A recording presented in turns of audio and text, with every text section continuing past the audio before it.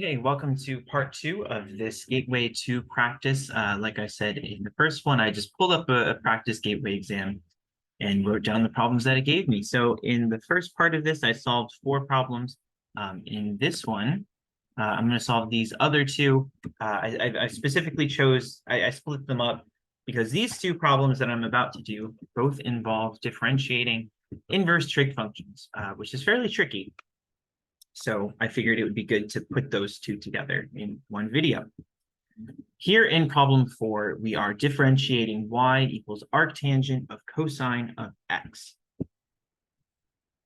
Okay, now the strategy for getting started on something like this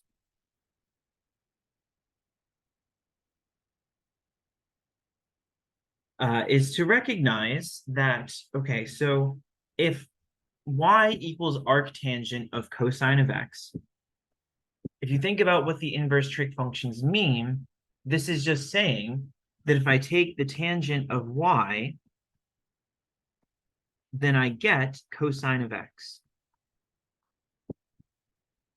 Okay. This is basically the definition of inverse trig functions. Another way that you could think of this is I'm starting here and I'm taking tangent of both sides. Because tangent and arctangent are inverse functions, they essentially cancel out on the right-hand side, and we get cosine of x. You have to be a little bit careful with cancellation of inverse trig functions in some situations, but it does work out nicely here. Regardless of how you think about it, hopefully you are comfortable with this step. So saying that y is arctangent of cosine is the same thing as saying that tangent of y is equal to cosine of x. Now, once we've done that, we can take the derivative of both sides. So differentiate both sides with respect to x. Okay. So to take the derivative of the left-hand side, well, what we need to remember, well, so the derivative of tangent, actually here, I'll just write it. Yeah, okay. So if we take the derivative of tangent of y, well, first of all, the derivative of tangent is secant squared. That's one of our derivatives that we should know. So we get secant squared of y on the left-hand side. But then this is secretly a little bit of a chain rule problem as well. We also need to multiply by the derivative of the inside, right? The derivative of the inside with respect to x. The inside of our secant squared here, or the inside of our tangent here, is a y. So we need to multiply by the derivative of y with respect to x. Okay, so that's where that dy dx comes from. Now on the right-hand side, the derivative of cosine is just negative sine of x. Now you may be wondering, why don't we also need to multiply? Why don't we also need to do something similar over here? Why don't we do a chain rule over here? Well, secretly, we kind of are doing a chain rule because the derivative of x is just 1. So if we were to do that, we would just get it times 1, which is why we don't actually need to worry about it over there. But these are the kinds of questions that you should be asking. Okay, now notice that the question, when it says to differentiate this function, right? Differentiate this function of y, all that this is saying is find dy dx.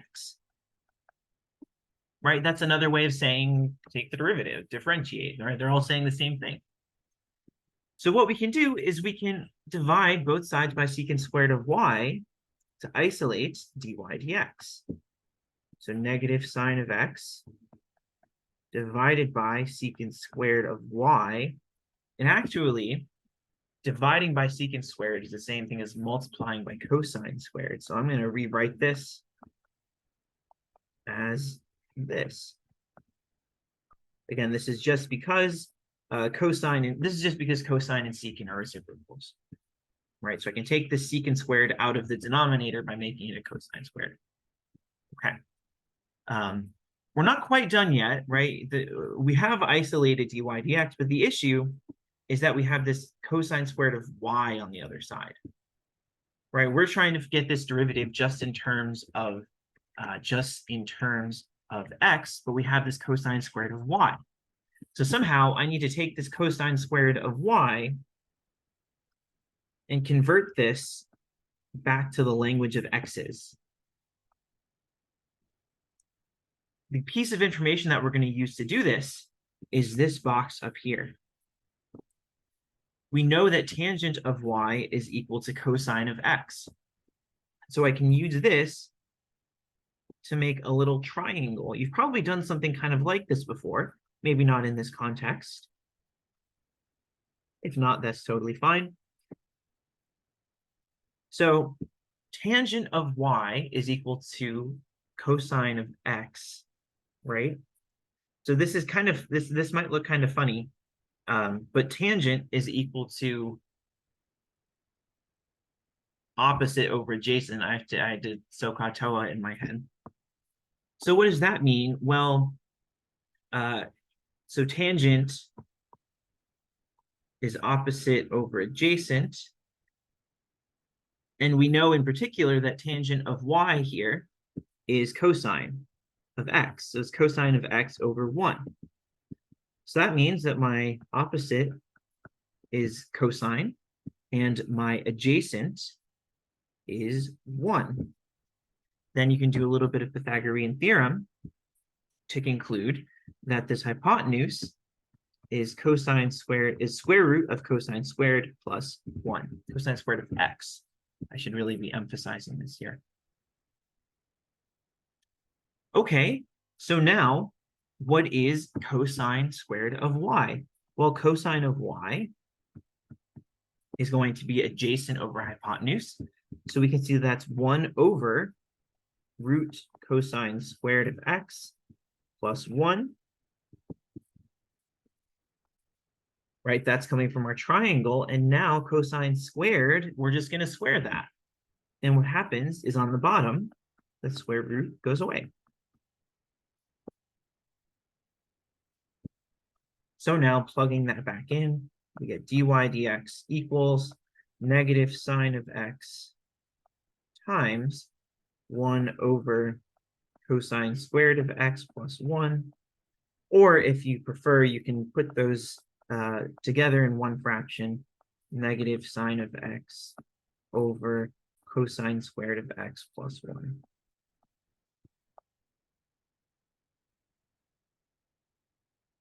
Okay, so that's a tricky problem, especially if you haven't seen something like it before. So let's recap real quick.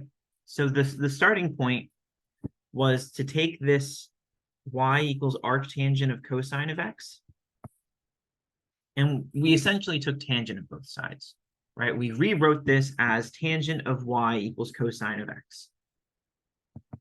The benefit of doing this is that we don't know off the top of our heads, at least I don't, somebody out there does, but I don't know off the top of my head the derivative of arctangent, but I do know the derivative of tangent, right? So we're taking this function with derivatives that I don't understand and breaking it down into functions that I do understand.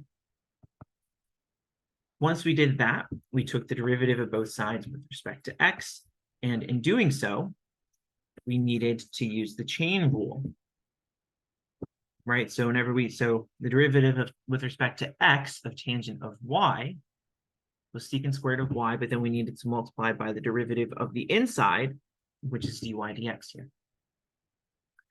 From there, we were able to do some algebra to isolate dy dx, but then we needed to solve for cosine squared of y in terms of x, which we did using the information tangent of y equals cosine of x and a fun little triangle. And that pretty much sums it up. So a difficult problem, especially if you haven't seen something like it before. But once you've seen it, I think that it's something that you are absolutely capable of. This is so often the case in math, where once you see it might be hard to come up with the idea initially, but once you've seen it, you're able to apply it in a whole bunch of situations. Okay, the last problem, well, it was the problem 5 on my gateway, but the last problem that we're going to work through here is f of x equals 2x sine inverse of x, or arc sine of x, and we're finding the derivative. Okay, so I'm trying to think actually of how I would go about this. Okay. So the way that I would do this is I would use, well, first, yeah, we're going to need to use product rule, because we have a product of two functions. What are my two functions? Maybe I should highlight this. My two functions are 2x and arc sine of x, or sine inverse. Right, so I have two functions that are being multiplied together. If I call this one u and I call this one v, what the product rule says is that the derivative is going to be u prime times v plus u times v prime. Okay, so I'm going to need to find u prime and v prime. And once I've found those, I can just plug them into this formula. So let's go ahead and do that. U prime is the derivative of 2x is just 2. That's a little power rule there. V prime, this is going to be a little bit trickier. Right, so now we need to take the derivative of arc sine of x, which is going to be fairly similar to the one that we just did with arctangent. So I have y equals sine inverse of x, and I want to find the derivative of this. Well, just like last time, I would get started by rewriting this as sine of y equals x. Now I'm going to take the derivative of both sides with respect to x. On the left-hand side, I get cosine of y times dy dx. This is our chain rule. On the right-hand side, we just get 1. So we divide both sides by cosine, and we get dy dx equals 1 over cosine of y, or dy dx equals secant of y, right? That's how we can rewrite that. Just like in problem 4, we're going to need to figure out what is secant y in terms of x. So once again, I'm going to need to make a little triangle. It's not a very good hypotenuse, but forgive me. So this is my angle y up here. Now, let's see. What information do we have? We have sine of y is equal to x. That's what we have. So sine, right? Sine is opposite over hypotenuse. So that means that opposite over hypotenuse, that's x over 1. So then let's see, if we do a little bit of Pythagorean theorem, we are going to get, so I get, let's see, so x squared, so this is, I don't know, b, say, x squared plus b squared equals 1 squared. So b is going to be the square root of 1 minus x squared, right? Yes, okay. So this side here is root 1 minus x squared. Yes, that'll work out. So secant, well, let's see, cosine is adjacent over hypotenuse. So secant is going to be hypotenuse over adjacent, right? So secant,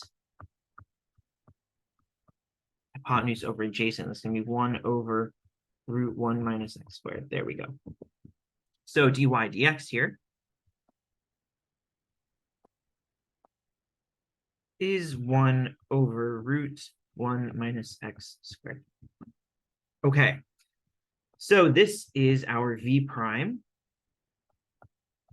Going back to our original, right? Our v is this sine inverse of x. So what we were doing is we were finding the derivative of that. And now we can go ahead and use our product rule, right? So product rule, at this point, we have all the ingredients, and now it's just a matter of plugging them into the recipe. So the product rule says that it's the first part is u prime times v. So u prime is 2, and v is sine inverse of x. So that is what we're going to get. So 2 sine inverse of x plus, and now u times v prime, well, u is 2x. And we just found that v prime was 1 over root 1 minus x squared. So that becomes 2x times 1 over root 1 minus x squared. I'm going to rewrite it, combine those into one fraction there in the second part. Again, I don't know if you need to, probably not for the gateway, but I'm going to go ahead and do it here. And voila. There we go. All right. So again, big picture, what's the strategy here? First, we recognize that we need to use product rule because we have a product of two functions. Then we found the derivatives of the two functions. So we found u prime and we found v prime. That v prime took us a few minutes. If you want some more detailed explanation of this one, it might help to look back at problem 4. I explained this kind of process in a bit more detail. But regardless, we found v prime. And then once you have your u prime, your v, and your v prime, you can just plug them into the product rule formula. And that is what we did. So I hope that you found this helpful. Hopefully I got everything right. I haven't actually checked my answers, but I feel good about them. Thanks for watching. Hope you found it helpful. And yeah, best of luck on Gateway 2. You got it. I believe in you.